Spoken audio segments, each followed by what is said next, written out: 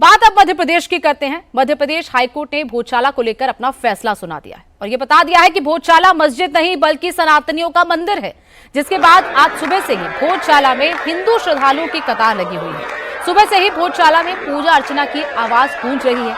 विधि विधान के साथ मां सरस्वती की वंदना की जा रही है। बाग देवी मंदिर परिसर में भक्तों के आने का सिलसिला लगातार जारी है। हिंदू श्रद्धालुओं ने मंदिर परिसर में हनुमान चालीसा का पाठ भी किया और वो ये कह रहे हैं कि कई सालों बाद ऐसा मौका आया जब बिना किसी रोक टोक के यहाँ पर दर्शन पूजन हो रहा है। भोजशाला परिसर जयकारों से गूंज रहा है। तो मध्य प्रदेश हाईकोर्ट की तरफ से कल जो ऐतिहासिक फैसला सुनाया गया, उसके बाद अब लगातार हिंदुओं की तरफ से मंदिर परिसर में आना जाना हो रहा है। वहां पर कुछ इस तरीके से पूजा अर्चना की जा रही है, जयकारे वहां पर सुनाई दे रहे हैं।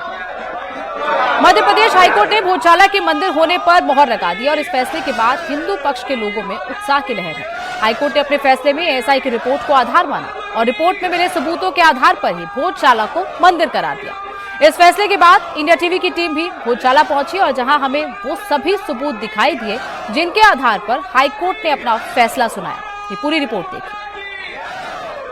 तस्वीरों में अगर मैं आपको यहाँ पर दिखाऊंगा तो यहाँ वाग्देवी विराजती थी और तमाम जो ऐसे साक्ष्य हैं जिन वैज्ञानिक जांच और साक्ष्यों के दम पर ये साबित किया है, जिन्हें माना है अयोध्या फैसले को ध्यान में रखते हुए ये एएसआई की वैज्ञानिक सर्वे, उनकी फाइंडिंग्स, उनके साक्ष्य के आधार पर ये तय किया है और जो हाई कोर्ट है कि ये मंदिर है। हम खुद अब बात कर लेंगे जैन साहब से कि ऐसे कौन कौन से साक्ष्य है। सबसे पहले तो आपने कमल दल बताया जो अमूमन मस्जिदों में नहीं होता। कमल दल जी जी, ये तस्वीर है किसी मस्जिद में, मंदिर है और हाईकोर्ट ने भी माना कि मस्जिद में मीनार होती है, यहाँ मीनार नहीं है, यहाँ गुम्बज है, मंदिर है। ऊपर जो बना हुआ पूरा मंदिर का ही हिस्सा बना हुआ है। मैं आपको तस्वीरों में बहुत जल्द दिखाने की कोशिश करूंगा। एएसआई की रिपोर्ट जो इंडिया टीवी के पास मौजूद है, यहाँ पर 104 ये जगह जगह जो आपको खंभे दिखाई दे रहे हैं और सब में जो स्थापत्य जो कला है वो साफ तौर पर परमार कालीन है। यहाँ पर पहले ईंटों की मट्टी की दीवार बनाई गई थी, उसके बाद ईंटों की बेसाल्ट करके जो है 10वीं शताब्दी में इस्तेमाल किया गया था, 1034 में बनाया गया था। ये खंभे देखिए, इनकी जो डिजाइन है साफ तौर पर इनको एएसआई ने माना है ये परमार कालीन है। अगर आप देखेंगे हर खंभों पर इस तरीके की मूर्ति चिन्हित है। एएसआई ने साफ तौर पर अपनी फाइंडिंग्स में लिखा है चूंकि मस्जिदों में जो भगवान की मूर्ति, देवी देवताओं की मूर्ति या मानव की मूर्ति नहीं रहती है, इसलिए उन्हें चिजल्ड आउट किया। ये देखिए चिजल्ड आउट, उनको यहाँ से खरोचने की कोशिश की गई है जगह जगह। राजा भोज को माना जाता है ज्योतिष के बहुत प्रकांड विद्वान थे और ये यूनिवर्सिटी थी, संस्कृत की यूनिवर्सिटी थी, नालंदा से बड़ी यूनिवर्सिटी और उनके बराबर यूनिवर्सिटी मानी जाती थी। और चूंकि ज्योतिष के जानकार थे, यहाँ पे आपको ये काल्पसर योग का जो पूरा मंत्र है ये स्थापित यहाँ पे दिखाई देगा तस्वीरों में। ये एक्सक्लूसिवली एएसआई की फाइंडिंग से साफ हुआ और ये जो भाषा है अगर आप देखेंगे तो ये प्राकृत या पाली से मिली जुली भाषा है। इन 104 खंभों की मैं यहाँ पर आपको बात कर रहा था, चारों तरफ आपको वो 104 खंभे और 92 से ज्यादा मूर्तियां मिलेंगी। अब आपको मैं तस्वीरों में दिखा रहा हूं जिन चूंकि वैज्ञानिक सर्वे के आधार पर ये पूरा का पूरा फैसला आया है।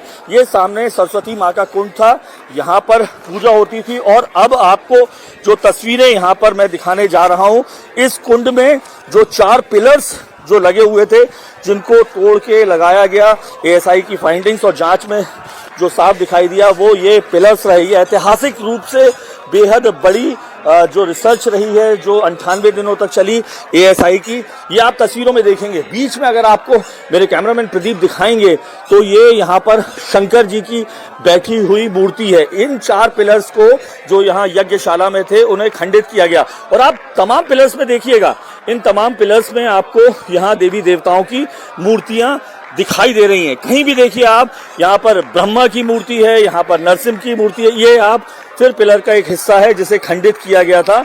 ये फाइंडिंग्स में साफ तौर पर नजर आया। यहाँ पर अगली मैं आपको दिखाऊंगा जहाँ से स्थापित होता रहा है कि दरअसल ये पूरी तरीके से 1035 में बना हुआ एक बड़ी यूनिवर्सिटी थी। ज्ञान, विज्ञान, भूगोल तमाम विषय पढ़ाए जाते थे। ये हिस्सा अगर आप देखेंगे तो ये द्वारपाल बने हुए, हर मंदिर के प्रवेश द्वार से पहले द्वारपाल की तस्वीरें रहती थी, इन्हें भी चिजल्ड आउट किया गया है, खंडित किया गया है। ये देखिए ये मूर्ति और ये यहाँ पर ये 2 बनी हुई हैं, ये द्वारपाल की है। शंख आपको छोटा सा दिखाई देगा, जो साफ तौर पर मंदिरों की निशानी है। और सबसे बड़े सबूतों में से एक, चूंकि ये संस्कृत की बहुत बड़ी यूनिवर्सिटी थी, मां सरस्वती वाग्देवी का मंदिर था, इसलिए जिस पारिजात मंजरी शिलालेख का एएसआई ने अपनी फाइंडिंग्स और सर्वे में लिखा है कि पारिजात मंजरी जो 11वीं शताब्दी के आसपास जो लिखा गया प्रमुख नाट्य है, और जिसको लिखा था मदन गुरु ने, जो उस समय के परमारकालीन राजा हैं, उनके गुरु थे। यहाँ पर मैं आपको तस्वीरों में दिखाऊंगा, ये वो पारिजात मंजरी का शिलालेख है।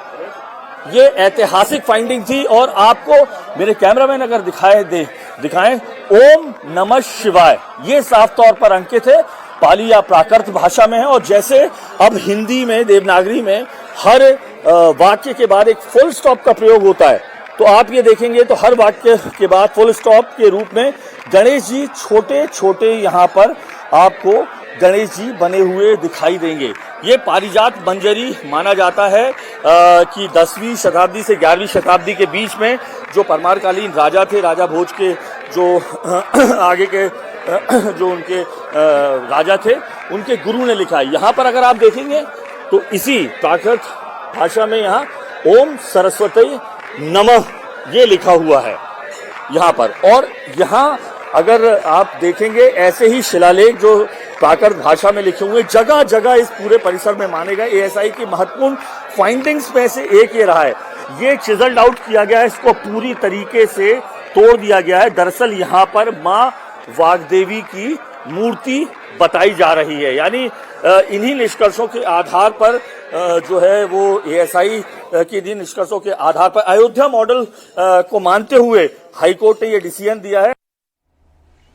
भोजशाला को लेकर हाईकोर्ट के फैसले के बाद कोर्ट में याचिका दायर करने वाले कुलदीप तिवारी से इंडिया टीवी ने जब बात की तो उन्होंने कहा कि इसके लिए लोगों ने बड़ी परेशानियां उठाई हैं, लेकिन अंत में सत्य की जीत हुई है। ऐसे में जबकि राजा भोज परिसर मां सरस्वती का मंदिर बताया जा चुका है, हाईकोर्ट ने अपना फैसला सुना दिया है। हमारे साथ कुलदीप तिवारी जी हैं, जिन्होंने 2022 में पिटीशन दायर की थी और इस वक्त मुस्कुराहट भी दिख रही है, भाव भंगिमाएं बता रही हैं, खुशी भी है और आंसू भी है जीत के। सब कुछ कहेंगे, क्या कहेंगे, क्या भाव आ रहा है मन में? देखिए, ये एक ऐसा दिव्य और अवसर है हमारे लिए कि इसकी जो प्रतीक्षा है हम लोगों ने वर्षों से नहीं बल्कि सदियों से की थी। सदियों से इसकी लड़ाई लड़ी गई है और धार के समाज ने लड़ाई लड़ी है। मुख्य रूप से आंदोलन को बढ़ाने का जो श्रेय है वो धार के समाज को जाता है, सर्वजन को जाता है। बहुत सारे लोगों ने इस पे गोलियां खाई हैं, 3 लोगों का बलिदान हुआ है, कई लोगों के ऊपर मुकदमे हुए हैं और बहुत सारे लोगों ने इसके लिए लाठियां खाई हैं, जीवन बलिदान दे दिया है। आज जो हाईकोर्ट, माननीय हाईकोर्ट का जो फैसला कल आया था, उसके अंतर्गत आज मैं भोजशाला में दर्शन करने आया हूं। मैं पहले भी कई बार आ चुका हूं और इस पावन धूल को, माता सरस्वती की चरण रज को मैं प्रणाम करने आया हूं, महाराजा भोज के रज को प्रणाम करने आया हूं। आज जो कल निर्णय के बाद जो यहाँ पर होली दिवाली मनी थी, वो जाहिर सी बात है खुशी की बात भी होगी और भाव की भी बात हो। बहुत लोगों के, बहुत महिलाओं के, लोगों के आंसू निकल रहे थे कल, वो तेजी से रो रहे थे, मतलब वो अपने भावनाओं को संभाल नहीं पा रहे थे कि इतने लंबे संघर्ष के बाद उनको सफलता प्राप्त। अब आप लोगों की क्या मांग है अंदर, क्या आप कह रहे हैं कि क्या क्या होना चाहिए? देखिए, सबसे पहली बात तो ये, क्योंकि अब ये पूरी तरीके से मंदिर परिसर है और जो कलंक था इसमें कमाल मौला नाम का जो जुड़ा हुआ था वो हट गया है। तो अब जो 300 क्षेत्र, देखो भोजशाला का जो परिसर है वो भोजशाला के जो भवन बना है उसकी परिधि में 300 मीटर का जो एरिया है, रेडियस है, तो 300 मीटर के रेडियस में जो पूरा है वो भोजशाला का परिसर है। तो वहां पर जो भी कोई अगर अतिक्रमण होता है या किसी भी प्रकार का वहां पे कोई कब्जा होता है तो वो भी हटाया जाना चाहिए, पहली बात, क्योंकि वो लिखित तौर पे दस्तावेज तो मस्जिद है अभी और कुछ कमरे भी हैं वहाँ, तो उस परिसर में अब उस पर विचार करेंगे। लेकिन जो हम अपना पक्ष बता रहे हैं कि जो भोजशाला परिसर के 300 मीटर का जो क्षेत्रफल है वो दस्तावेजों में दर्ज है, वो भोजशाला परिसर के रूप में काउंट होगा। अब एक कमाल मौला मस्जिद बन चुकी है, उसके अंदर कॉर्नर में एक है और कुछ कब्रें भी हैं, उनको हटाने की बात कर रहे हैं। हमारे ख्याल से जो कब्र वगैरह बना हुआ है, पहली बात तो वो कब्रें नहीं है, वो जो नाथ संप्रदाय में जो हमारे लोग हैं उनकी समाधियां बनी हुई हैं, जो हमारे लिए पूज्य हैं। इसके अलावा वहां पर जो प्राचीन दस्तावेज के आधार पे कोई भी अतिक्रमण, कोई भी दुकानें या कोई भी कुछ चीज नहीं बन सकता था। यदि इस प्रकार का कोई अतिक्रमण है, अब तो वो हटाया जाना चाहिए। अभी मैं प्रारंभिक रूप से केवल इतना कहूंगा। और इसके बाद जब हम भोजशाला परिसर के अंदर प्रवेश करते हैं, क्योंकि अब वो मंदिर है, स्थापित हो चुका है और कोर्ट ने न्याय की मुहर लगा दी है, तो अब मंदिर को मंदिर के रूप में प्रतिष्ठित होना चाहिए। तो वहां पर जितने भी ऐसे प्रतीक चिन्ह हैं जो बाद में लगाए गए थे और जो मंदिर के ऊपर कलंक हैं, जिस प्रकार से जो संस्कृत के अलावा कुछ अरेबिक या उर्दू में जो भी वो एक मेहराब टाइप की बनी हुई है उसमें कुछ लिखा हुआ है, या जो माता सरस्वती का जो गर्भगृह है तो उसके राइट हैंड साइड में कुछ सीढ़ियां बना करके व्यवस्था, सिंहासन टाइप का व्यवस्था की गई है। हाँ, तो वो सब चीजें मंदिर परिसर का हिस्सा नहीं है और मंदिर के नाम पे कलंक हैं। तो अब क्योंकि एएसआई को इसका संरक्षण करना है तो हमको कानूनी प्रक्रिया ही पालन करनी है। तो हम एएसआई से भी इसके लिए निवेदन करेंगे कि वो जो चीजें हैं जो मंदिर परिसर के या मंदिर की भावना के या मंदिर के नेचर से हट करके चीजें, उन सभी को हटाया जाए। उन सभी की कोई आवश्यकता वहां पर नहीं है। तो इसके लिए हम पूरा प्रयास करेंगे। भोजशाला को लेकर हाईकोर्ट का ऐतिहासिक फैसले के बाद धार में सुरक्षा व्यवस्था भी चाक चौबंद कर दी गई है। धार में पुलिस के साथ ही रैपिड एक्शन फोर्स की भी कई कंपनियां तैनात की गई हैं। शहर में जगह जगह पर फ्लैग मार्च निकाले जा रहे हैं। इसके साथ ही लोगों से किसी भी अफवाह पर ध्यान न देने की अपील भी की जा रही है। भोजशाला का फैसला आने से पहले ही शहर में प्रशासन अलर्ट मोड में है। फैसले के बाद किसी तरह की अफवाह या साजिश के जरिए हालात को बिगाड़ने वालों पर पैनी नजर रखी जा रही है। फ्लैग मार्च के साथ ही सोशल मीडिया पर भी निगरानी रखी जा रही है। प्रशासन भी बार बार लोगों से शांति बनाए रखने की अपील कर रहा है। मध्य प्रदेश के धार में स्थित भोजशाला एक ऐतिहासिक और धार्मिक परिसर है, जिसे लेकर हिंदू और मुस्लिम पक्षों के बीच लंबे समय से विवाद चल रहा है। इतिहासकारों के मुताबिक भोजशाला का संबंध परमार वंश के राजा भोज से माना जाता है, जिन्होंने 11वीं सदी में धार को शिक्षा और संस्कृति का एक बड़ा केंद्र बनाया था। हिंदुओं से जुड़े संगठन का दावा है कि यहाँ मां सरस्वती की पूजा होती थी और ये संस्कृत अध्ययन का प्रमुख स्थान था। लेकिन मुस्लिम समुदाय इसे नहीं मानता। इस विवाद में मुस्लिम समुदाय इसे कमाल मौला मस्जिद बताता रहा है। लेकिन कोर्ट के आदेश के बाद अब मुस्लिम पक्ष को भोजशाला परिसर में नमाज पढ़ने की इजाजत नहीं होगी और हिंदुओं को पूर्ण रूप से नियमित पूजा का अधिकार दे दिया गया है। तो लगातार जो विवाद चल रहा था, अब उस पर हाईकोर्ट ने भी अपनी मोहर लगा दी है और इसे मंदिर परिसर करार दिया है।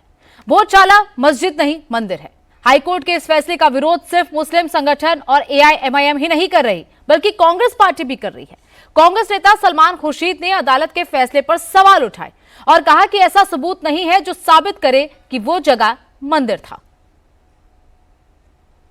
ये कहा जा रहा था कि नहीं, ये हमेशा से एक मंदिर था और ये मंदिर ही रहेगा। वहाँ जो फैसला हुआ है वो बाबरी मस्जिद से अलग इसलिए है कि उस फैसले में कुछ कम और बेश ये कहा गया है कि ये जो यहाँ पर जो इमारत थी वो एक मंदिर था, मंदिर है। ये बात एविडेंस में कहीं नहीं थी कि ये मंदिर था। वहाँ आज तक उन्होंने ये एविडेंस नहीं प्रोड्यूस की है कि यहाँ पर कोई मंदिर था, वो मंदिर तोड़कर यहाँ मस्जिद बनाई गई। और एएसआई का अपना ऑब्लिगेशन है कि वो कैरेक्टर को बदलने ना दें। एएसआई का अपना ऑब्लिगेशन है। तो जो ऑब्लिगेशन 15 अगस्त 1947 का प्लेसेस ऑफ वर्शिप एक्ट में ऑब्लिगेशन है, वो एएसआई का ऑब्लिगेशन उस दिन से होता है जिस दिन से नोटिफिकेशन हो। और धार की प्रॉपर्टी, धार की मस्जिद का नोटिफिकेशन 1904 में हुआ था। तो 1947 तो बहुत बाद की बात है। 1904 में ही उनको प्रिजर्व करने का ऑब्लिगेशन था और उस ऑब्लिगेशन को नजरअंदाज किया गया है।